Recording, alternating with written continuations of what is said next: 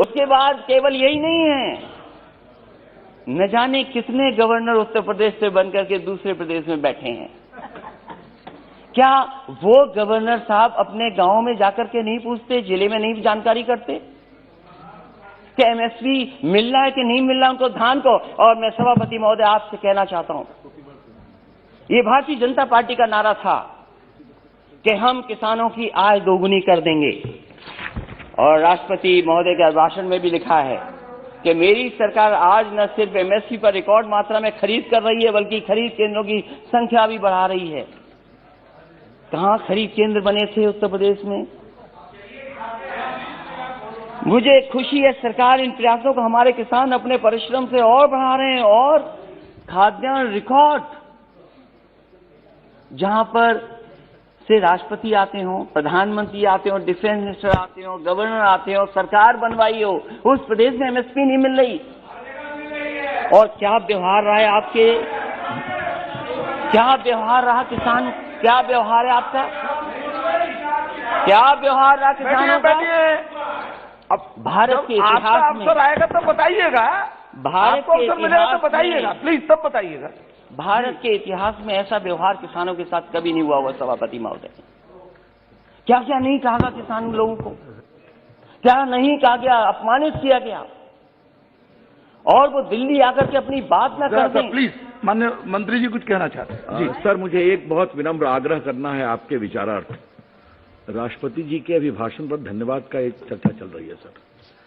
राष्ट्रपति जी की एक परंपरा होती है, प्रधानमंत्री गवर्नर सबके लिए कह रहे हैं, लेकिन राष्ट्रपति जी के जिले में एमएसपी मिला कि नहीं मिला, ये एक बार आप परंपरा को देख लें। इस तरह का संदर्भ मेरे 20 साल के संसदीय अनुभव में नहीं होता है। जी जी, वो भी मुख्यमंत्री रहे। आपने इंगित किया है, देख लेंगे। नहीं, मैं मंत्री जी ने ये बात, राष्ट्रपति का संदर्भ नहीं ले सकते हैं। सभापति महोदय का संदर्भ, अगर ये सभापति महोदय अगर ये कोई संदर्भ में नहीं आए, लेकिन कम से कम हम जाने तो सही। ओके ओके, देख लेंगे, ओके ओके, देख लेंगे लिखा है। और कंटिन्यू सर,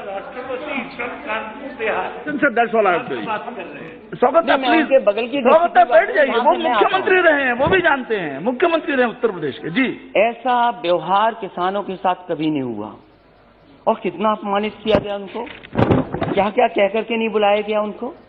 और ये जो तीनों कानून है वो केवल इतना चाहते हैं, जब ये सरकार कह रही हम किसानों के लिए कानून बना करके लाएं, अगर किसान उन कानून को नहीं स्वीकार कर रही है तो सरकार क्यों नहीं कानूनों को वापस लेती है?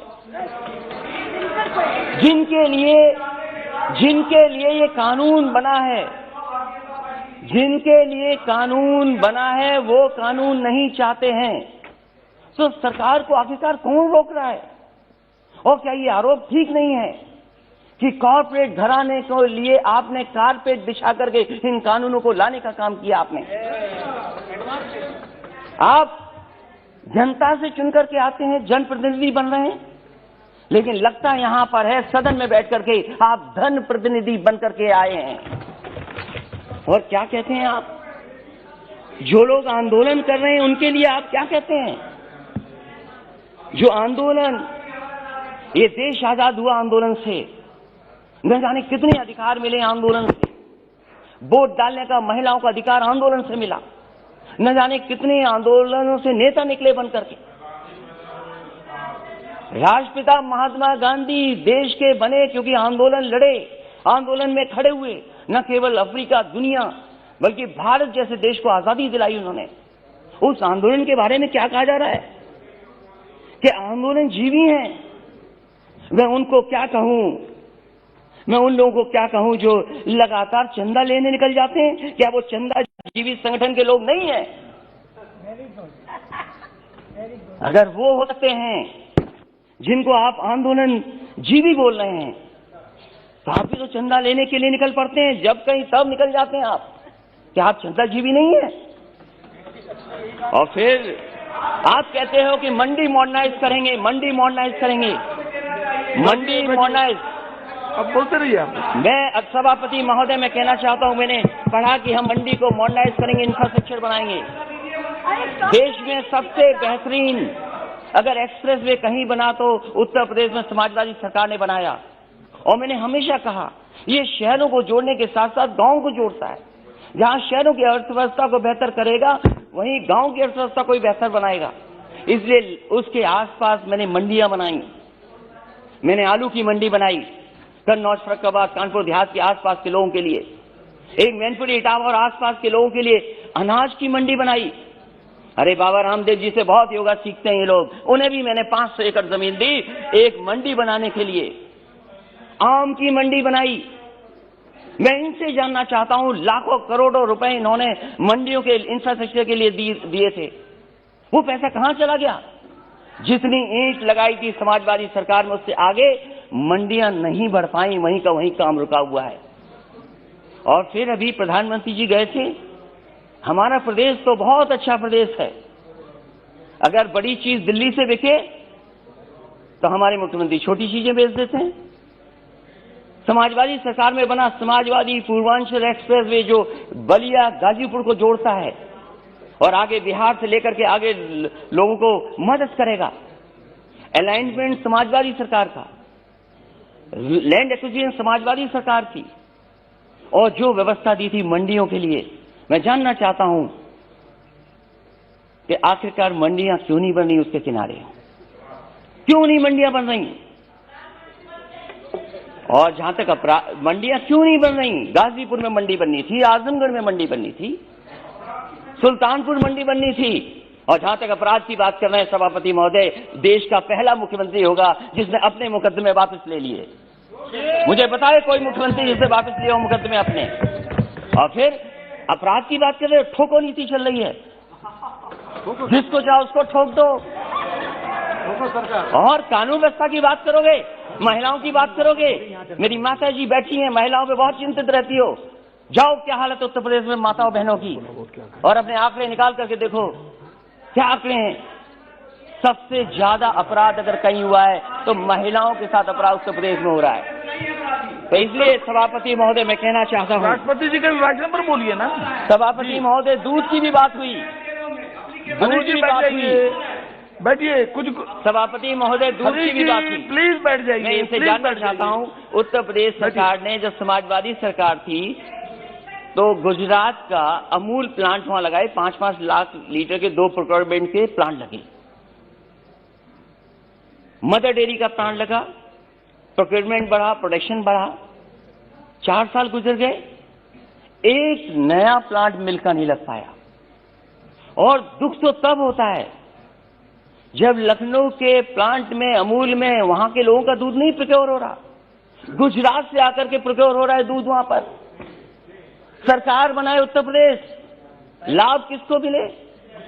इसलिए सभापति महोदय, समय मेरे पास आपने कम दिया, मैं धन्यवाद देता हूं, लेकिन मेरी यही गुजारिश है कि जहां किसान की जान चली गई है, मैं श्रद्धांजलि देता हूं, उनके परिवार के लोगों को नौकरी मिले। ये ऐसा दुर्भाग्य है जहां किसान अन्नदाता हमारा बैठा और सरकार नहीं सुन रही। और अहंकार तो बड़े बड़ों का नहीं बचा। ये वो किसान हैं जो कीले उखाड़ देते हैं, पेड़ उखाड़ देते हैं, बंजर जमीन को ठीक कर देते हैं। और समय आएगा सभापति महोदय, इस सरकार पे भी पटेला चलेगा। बहुत बहुत धन्यवाद। श्री दिलीप सैकिया जी, श्री दिलीप सैकिया जी, हाँ प्लीज, कुछ कहना, आपको कुछ कहना? एक सेकंड, क्या मंत्री महोदय क्या कह रही है? माननीय अध्यक्ष, सभापति महोदय, उत्तर प्रदेश के एक जिम्मेदार पार्टी के और मुख्यमंत्री रहे, चंदा की बात की है, मैं उस पर विरोध करती हूँ। चंदा किसी से जबरदस्ती नहीं लिया जा रहा, चंदा लोग आस्था से दे रहे हैं, और भारत में ही नहीं दे रहे, पूरे विश्व को लोग दे रहे हैं। राम पर सबकी आस्था है, सब लोग चंदा दे रहे हैं, हमने भी दिया है। माननीय अध्यक्ष महोदय, सभापति महोदय, एक मिनट, अरे बैठिए, एक मिनट, बैठिए बैठिए। सभापति महोदय, आपने मंडियों की अपनी बात कह दी, प्लीज। माननीय उपसभापति महोदय, मैं बुंदेलखंड से आती हूँ, इनके कार्यकाल में मंडियां बनी तो जंगलों में बनी, फूलों के अड्डे बने। आपने एक पॉइंट रख दिया, होगी बात, प्लीज। सैकिया जी। अध्यक्ष महोदय, बैठिए। मैं आपका आभार व्यक्त करता हूं कि आपने मुझे राष्ट्रपति के अभिभाषण के धन्यवाद प्रस्ताव पर बोलने का मौका दिया। मैं आसाम से हूं। मैं हमारे सबके प्रिय नेता यशस्वी प्रधानमंत्री श्रीयुत नरेंद्र मोदी का मैं सदन और संपूर्ण देशवासियों के तरफ से धन्यवाद देना चाहता हूं कि विश्व में विकसित राष्ट्र जब इस कोरोना महामारी से त्राहिमाम कर रहे थे और उन्नत स्वास्थ्य व्यवस्था सेवाएं होने के बावजूद भी इस महामारी के इलाज ढूंढने में विफल रहे थे, तब हमारे प्रधानमंत्री जी की दूरदर्शी सोच के कारण उन सभी देशों के साथ आत्मविश्वास के साथ खड़ा होकर यह दर्शाया कि हम दूसरे सबसे बड़े जनसंख्या वाले देश होने के बावजूद भी सबसे कम मृत्यु दर हमारे देश में रही है और आज हमने 2 स्वदेशी वैक्सीन